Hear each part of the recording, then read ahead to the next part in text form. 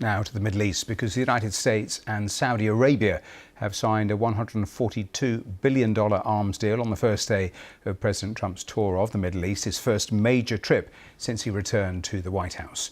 The President and the Saudi Crown Prince signed an economic partnership between their two countries.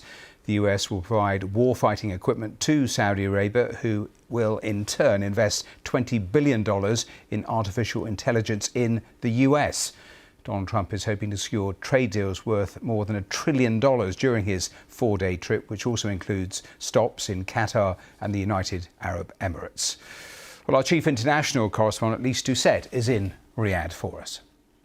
Well, so far on this first stop on President Trump's first official foreign visit, there's been a lot of pomp and ceremony.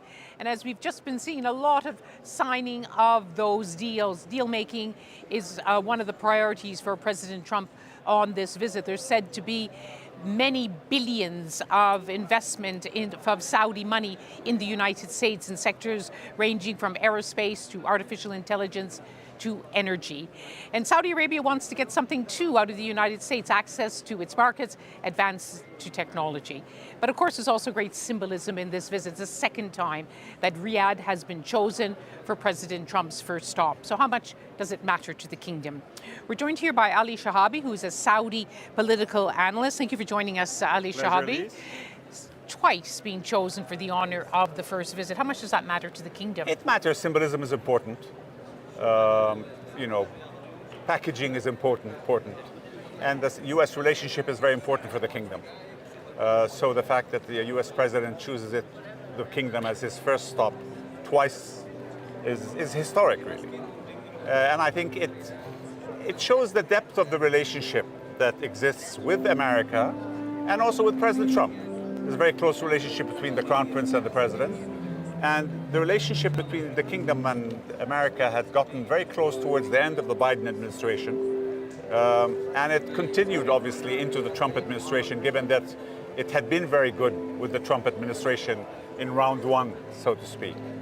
So what you're seeing now really is a manifestation of the strength of that relationship and an indicator of the number of issues that are being worked on. In terms of security, in terms of economics, in terms of technology, and in terms of regional politics. Would it be too cynical to say that it's all about money? It came after the Crown Prince Mohammed bin Salman made it clear that the kingdom was willing to invest $600 billion in the U.S. economy, and now that seems, as President Trump says, it's gone up to $1 trillion. Well, I mean, those are symbolic figures. More than symbolic. Well, they are symbolic because they are an accumulation of investments that have been planned for a while and are planned in the future, but they're also joint ventures, and there's an element of joint venture investment in the kingdom. The kingdom is investing really in industries in America where it can have technology transfer, where it can encourage those companies to come into the kingdom and operate, where it can encourage them to offshore into the kingdom. So it's really very interconnected. It's not pure sort of portfolio investment or pure investment in America that has nothing to do with the kingdom's economy. What are the high value items that are at the top of the Crown Prince's list? We've heard that they want access to sensitive technology that current American rules don't allow the kingdom access to. AI, there's a desire to have access to sensitive technology, and we're getting good indications from the Americans that will be allowed. Obviously, there's nuclear technology, which again are progressing very well. Nothing was signed so far, but negotiations are ongoing, and probably something will be signed towards the end of the year. Military support, access to the latest in weaponry in America. There was a hiatus in the early days of the Biden administration. So there's a bit of a catch-up there to replenish the stocks of the Saudi military.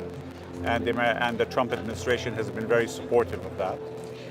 How much is the regional situation? How much does that matter to Saudi leaders? Will Mohammed bin Salman take this opportunity to press President Trump to do more? Well, he has been. He has been. I mean, he will take it personally, and Saudi officials have been pressing the American administration, on opening up Gaza to aid, on taking off sanctions from Syria. Saudi Arabia is also watching with interest the nuclear negotiations. Unlike the Obama administration, This administration has kept Saudi Arabia in the loop and briefed them on how the negotiations are going. Interestingly, the Iranians are doing the same and also briefing Saudi Arabia. So it's a totally different environment now from the time of the JCPOA, which was pulled as a surprise, really, on the countries of the Gulf.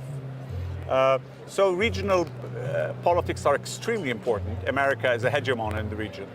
And we want to retain, President Trump has a tendency sometimes to get excited about things and then move on to the next subject. And I think we want to keep him excited about the region, keep him involved. And the fact that he came here is a reassurance that he is interested in the region. Stark contrast to the days when President Biden, many other world leaders talked about the Saudi kingdom as a pariah state after the murder of the Saudi journalist Jamal Khashoggi. Yes, well, I think President Biden ended up eating up those words when he came to the kingdom 2 years after saying that. So Although he would have raised the issue, though.